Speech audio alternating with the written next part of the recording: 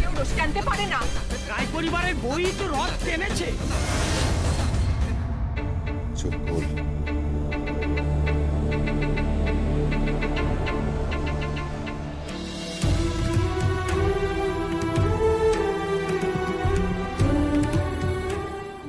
না না না না না, সে তুমি আমারে যতই যা বোঝানোর চেষ্টা করো, কাজটা তুমি মোটেও ঠিক করোনি।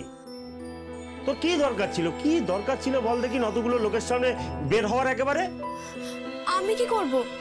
পুরোহিত মশাই তো মুখ না দেখলে রথের দড়ি টানতে দিতেন না। না না, সে তো বুঝলাম, কিন্তু এখন যদি গিনিরা জেনে ফেলে, জেনে তো ফেলেছে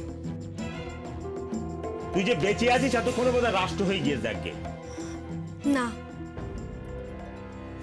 মানে না মানে যে কজন জানে আমি বেঁচে আছি তারা কোনোদিনও মুখ খুলবে না, কোনোদিনও না। আর আমি গিনি রায়কে যতটুকু চিনি, উনি চক্ষুকর্ণের বিভাদ ভঞ্জন না করে কারো কথা বিশ্বাস করবে না। কি বলতে চেয়েছিস তুই? কারো কথা শুনবে না? কার কথা শুনবে? গিনি বউ শুনলে ভালো বউয়ের কথা শুনবে, সোনা বউয়ের কথা শুনবে, নলকদি পিপাই এদের কথা শুনবে। হীরক রায়? হীরক রায় আমার জীবনে সবচেয়ে বড় বিস্ময়। কিভাবে নিজেকে পাল্টে ফেলেছেন, আমাকে আমাকে মেয়ে বলে মেনে নিয়েছেন, আমার মাথায় আশীর্বাদের হাত রেখেছেন। নিজেকে নিজেকে ভেঙে নিজের চোখের জলে আমার পা ছুঁতে গিয়েছিলেন। আমি বললাম, আপনি কি করছেন বাবা? আপনি তো আমার মাথায় থাকেন, আপনি আমাকে আশীর্বাদ করুন। আপনি আপনি আমার বাবা, আমার শ্বশুর মশাই। কাকা বাবু, আপনি জানেন ওই পরিবারে দাদু ভাই ছাড়া এই প্রথম আমাকে কেউ মেনে নিয়েছেন, আর সে হলো আমার শ্বশুর মশাই, আমার বাবা। কিন্তু সবই তো বুঝলাম মা, একটা কথা আমার চিন্তা হচ্ছে যে দেখো, তোর শ্বশুর মশাই মানে হীরক রায়, সে কিন্তু ওই পরিবারেরই একজন। হ্যাঁ, এখন যদি কোনো দুর্বল মুহূর্তে সে গিনি রায়রে বলে দেয় যে তুই বলবে না কাকা বাবু, মরে গেলেও বাবা বলবে না। আর তাছাড়া সবকিছু তো বাবার কথাতেই ঘটেছে। বাবা আমাকে যা যা বলেছেন আমি তাই করে গেছি। তা না হলে কি রায় জুয়েলার্সের অতগুলো শোরুম রেড হওয়া সম্ভব? ট্যাক্সের লোক আসতে পারে, পুলিশ আসতে পারে, এত ঝামেলা ঝঞ্ঝাট কখনো হওয়া সম্ভব? বাবা একেবারে পাল্টে গেছেন। বাবা দধিচির মতো হয়ে গেছেন, নিজেকে শেষ করে বজ্র তৈরি করছেন, যে বজ্র দিয়ে আমি ওই গিনি রায়কে ধ্বংস করতে পারি গিনি রায়কে। ঝুমকো রায়কে আমার চাই, ঝুমকো রায়কে আমার চাই। ও যদি বেঁচে থাকে তাহলে জীবিত, আর যদি মরে গিয়ে থাকে তাহলে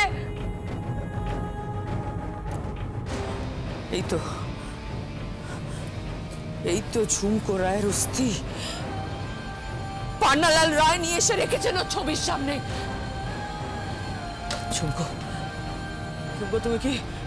তুমি কি বেঁচে আছো না মরে গেছো?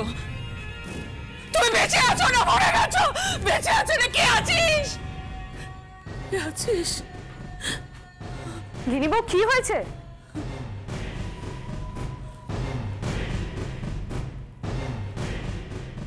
রথে অত ভিড়ের মধ্যে যার হাতের টানে জগন্নাথ দেবের রথের চাকা ঘুরলো, যে এই পুণ্য অর্জন করলো, সেই মেয়েটা ঝুমকো না ঝুমকো নয়। আমি জানি না গিনি বউ, কিন্তু একটা কথা আমি বুঝতে পারছি না, ঝুমকো কোথা থেকে আসবে? ও তো মরে গেছে গিনি বউ, কোথা থেকে আসবে? ওর ডেড বডি দেখেছি আমরা, ওর অস্থি রয়েছে এখানে, ও চিতা দেখেছি, ও কোথা থেকে আসবে? That's $1 million question. That's $1 million question. ও কোথা থেকে আসবে? অথচ বিয়ের পর থেকে এই প্রথমবার গিনি রায়ের হাতে গিরি রায়ের হাতে রশিদ টানে জগন্নাথ দেবের রথের চাকা ঘুরলো না, ঘুরলো অন্য কোনো মেয়ের হাতের টানে। পুরোহিত মশাই ওই মহিলা ছবি দেখে বললেন ওরা নাকি ঝুমকোকে দেখেছে রশি টানতে। কি করে সম্ভব? কি করে সম্ভব? এটা কি করে সম্ভব? মাথা ঠান্ডা করো গিনি বউ, মাথা ঠান্ডা করো, আমার কথাটা মন দিয়ে শোনো। জনে জনে কথা বলতে হবে। আর তাছাড়া স্বয়ং হীরক রায় ওখানে ছিলেন, ইন্দ্রনীল রায় ছিলেন, কোহিনূর সবাই ছিল।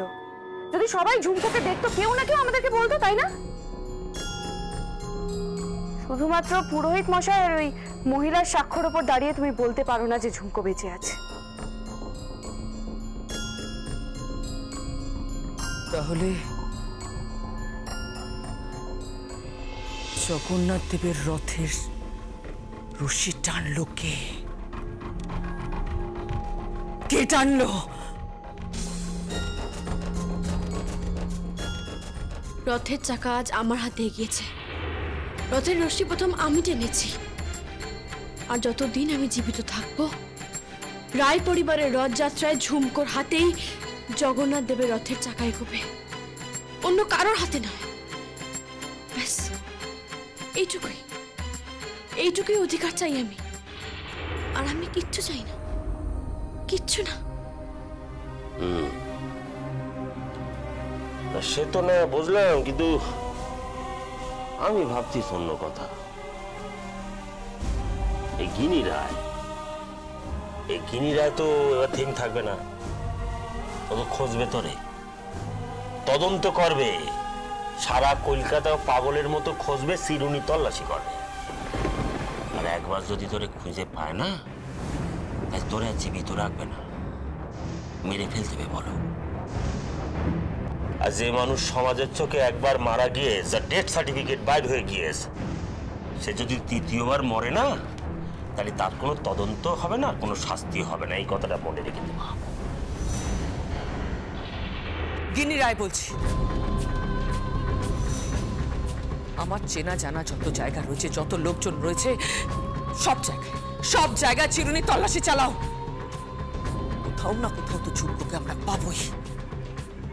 ঝুমকো রায়কে কোথা থেকে পাবো? হ্যাঁ, কোথা থেকে পাবো ঝুমকো রায়কে? তো মরে গেছে, আমার চোখের সামনে ওর অ্যাক্সিডেন্ট হয়েছে।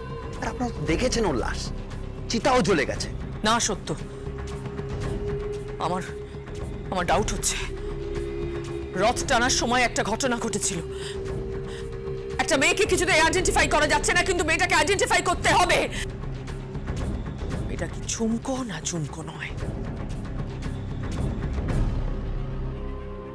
মহিলার কি মাথা খারাপ হয়ে গেছে নাকি?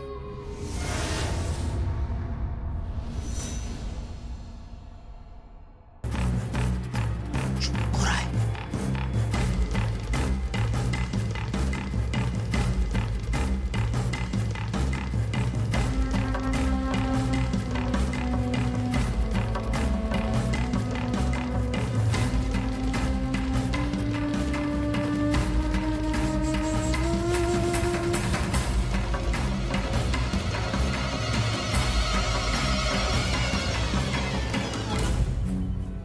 কি ভুল দেখলাম? আমারও মাথাটা গেছে।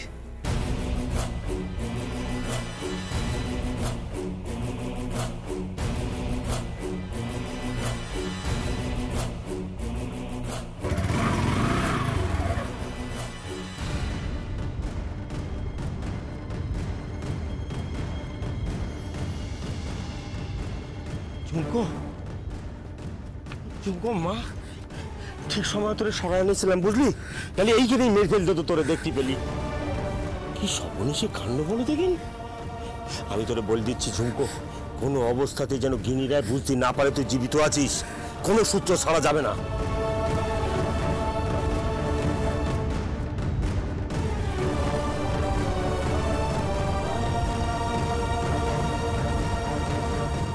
একটা প্রশ্ন তো থেকেই যাচ্ছে গিনি বউ। কি প্রশ্ন? প্রশ্নটা খুব সহজ, অথচ খুব ইম্পর্টেন্ট। প্রশ্নটা কি? ভোগটা কে রান্না করলো? জগন্নাথ দেবের ভোগ কে রান্না করলো? তুমি তো বানাওনি।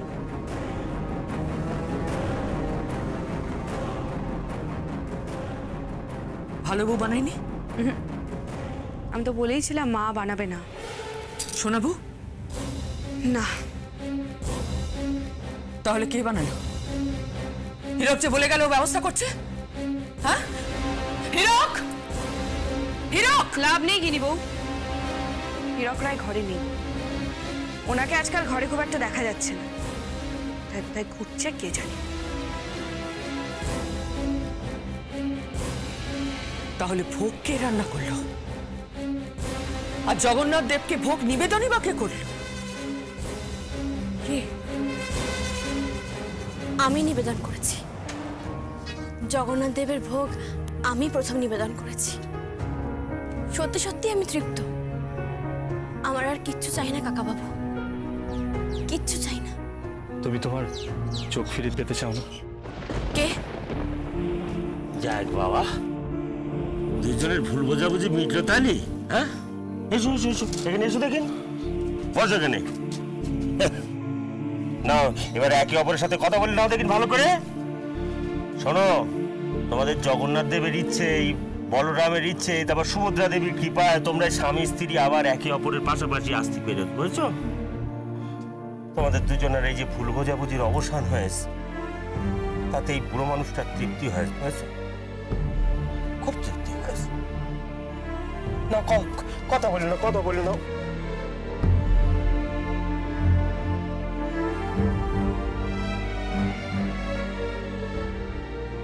চুমকু, তুমি বোঝো তুমি মরে গেলে কি হতো? আমি শুনেছি। কি শুনেছো? আপনি নাকি পৃথিবীর আলো দেখতে চাননি, চোখে পট্টি বেঁধে রেখেছিলেন, কালো চশমা পরেছিলেন। এসব কেন কইনা বাবু?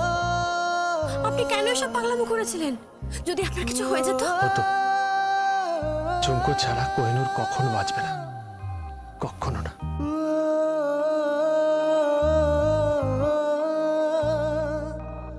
কোহিনূর ছাড়া ঝুমকু কি বাঁচে? না, বাঁচে না, বাঁচেনি আর বাঁচবেও না।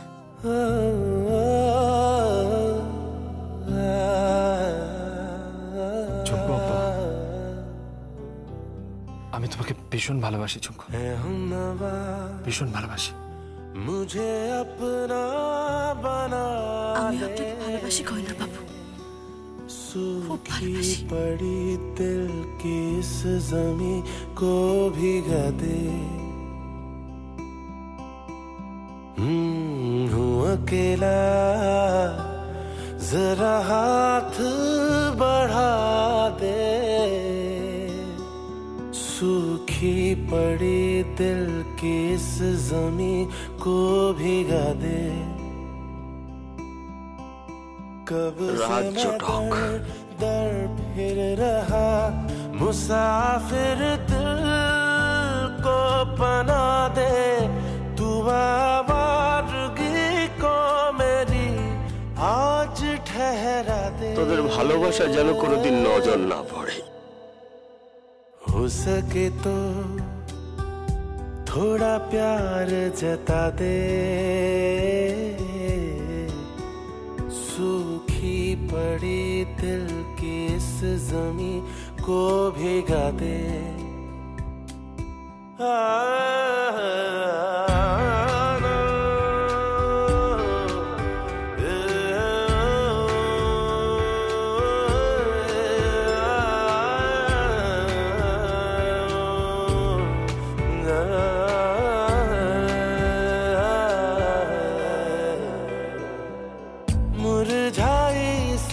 शाख पे दिल की फूल खिलते हैं क्यों? बात गुलों की जिक्र महक का अच्छा लगता है क्यों? उन रंगों से तूने मिलाया जिनसे कभी मैं मिल ना पाया। दिल करता है तेरा शुक्रिया से बहार तुला दे, दिल का सुना बंजर महका दे। তো তুমি একবার আসিয়া সোনার চাঁদমোহর যাও। আরে ও বীরুর মা, আরে কোথায় গেলে তুমি? তখন থেকে বলতিস ময়দাটা মাখতে হবে, ময়দাটা মাখতে হবে, সে মানুষটা দেখা স্যার। আর যেদিন থেকে আমার এই ঝুমকো মা বাড়িতে পা দিয়ে সেই দিন থেকে এই মেয়ে মানুষটা একেবারে নাকে সর্ষের তেল ঘুমেতেস গো। এক কথায় বলে না, ঘোড়া দেখলি মানুষ ঘোড়া হয়, তোমার হয়েছে তাই। কাকা বাবু, কি হয়েছে? এত চিৎকার করছেন কেন? আর বলিস নি তোর কাকিমার কথা হয়েছে কি? শোন, আরে তোর এই কাকির কথা বলতিস। যেদিন থেকে তুই এই বাড়ি পা দিয়েছিস আর ওই পেটাই পরোটা আর আলুর দম করতিস, সেদিন থেকেই ভদ্রমহিলা সাপের পাঁচ পা দেখিস, নড়াচড়া করতে চায় না মোটে। আরে বাবা, বয়স তো হয়েছে, এবার ছেলের বিয়ে দিয়ে ঘরে লক্ষ্মী নিয়ে আসুন। কি বললি? তাহলে হয়েছে ওই রাজবাড়ির মেয়ে এই বাড়ির বউ করে এনে যদি দোকানের কাজকর্ম করাই না, তাহলে ছেলে আমার গদ্দান নিয়ে নেবে। ও ছেলে আমার বউ নিয়ে বিদেশ পাড়ি দেবে বলে রেখে দিলাম তো। আরে কোথায় মিস্টার পোদ্দার? এটা মনে হয় বাবা এসেছেন। বলতিস কি? আরে কি হলো কি? এই তো। আরে বাপ রে, এ তো মেঘলা চাইতে করে বর্ষা এসে গিয়ে দেখতে পেতিস। হ্যাঁ, তো সাত সকালে কোথা থেকে এলেন আপনি? তা ভাবলাম যে ঝুমকুমার হাতের একটু গরম গরম চা খেয়ে যাও। সে তো না বুঝলাম, কিন্তু এই বাজার টাজার করে এত। বাবা, আপনার হাতে বাজারের ব্যাগ, আপনি বাজার করেছেন? বাজার করেছেন কেন? আরে এখানে সবজি যা ফ্রেশ দেখলাম না, আমাদের বাজারে তো সবাই বরফ দেওয়া। মাছও নিয়ে এসছি। কুমা, বলছি কি যে একটু রান্না করে দিবি? কি রান্না বাবা? আপনি কি বাজার করেছেন? ওই তো ইলিশ মাছের মাথা দিয়ে পুঁই শাক, তারপরে একটু ভালো করে শুক্তো কর, আর কুমড়ো ছক।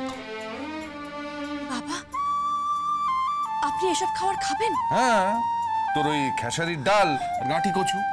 ও হ্যাঁ, বলতে তো ভুলে গেছি, আর একটা জিনিস চাই, ওই ভাপা ইলিশ। আরে বাপ রে, আপনি তো মহা খাদ্য রসিক আছেন দেখতে পেতেছি। হ্যাঁ, কি করব? হ্যাঁ, আমার বৌমাই তো আমার জিভটা বাড়িয়ে দিয়েছে।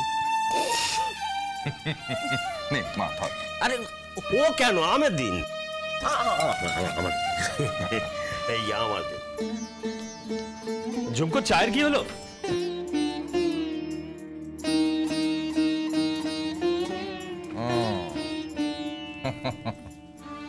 বুঝতে পেরেছি যে কালকের রাতটা এই বাড়িতেই কাটানো হয়েছে। না মানে না। না মানে কি? লজ্জা করে না? হ্যাঁ, জানিস না যে বাড়িতে সবাই চিন্তা করবে? একটা খবর দেওয়ার প্রয়োজন মনে করলি না? না মানে আমি বলেছিলাম। কি বলেছিলি? হ্যাঁ, কি বলেছিলি? বুঝতে পারিস যে এই বউকে দেখেছো অমনি নট নরঞ্চন। জানেন, ছেলে না একদম আমার মতো হয়েছে, একেবারে স্ত্রৈণ। বাবা, কি বলছেন আপনি? তো ওই কোহিনূর যখন ফিরলো না, তো ইনি বউ আমাকে জিজ্ঞেস করলো যে কোহিনূর কোথায়। আমি তখন বলে দিচ্ছি। কি বলে দিয়েছেন? বললাম যে ওই কোহিনূরকে আমি গৌহাটি পাঠিয়ে দিয়েছি। মানে? হ্যাঁ, বলছি যে কাল সকালে ফ্লাইটে ফেরত চলে আসবে। আরে বাবা, এই বয়স তো আমারও ছিল। জানি যে বাড়িতে সুন্দরী বউ থাকলে বাড়ির বাইরে মন টেকে না।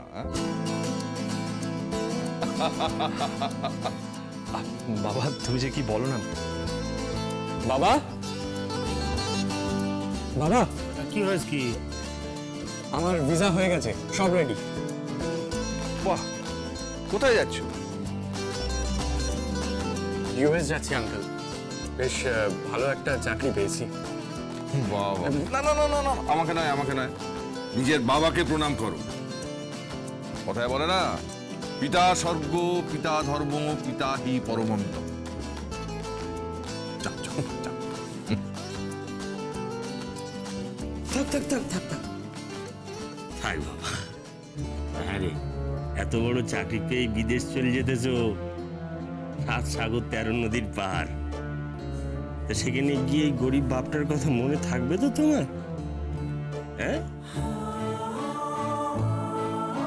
এই গরিব চাওয়ালার কথা।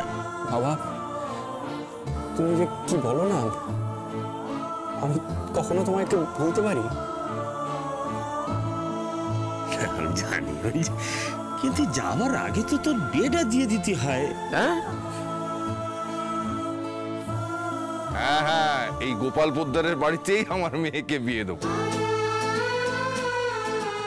আরে কি হলো, চুপ করে আছিস কেন? আঁক বাজা, উলু দে। হ্যাঁ, লুলু লুলু লুলু লুলু।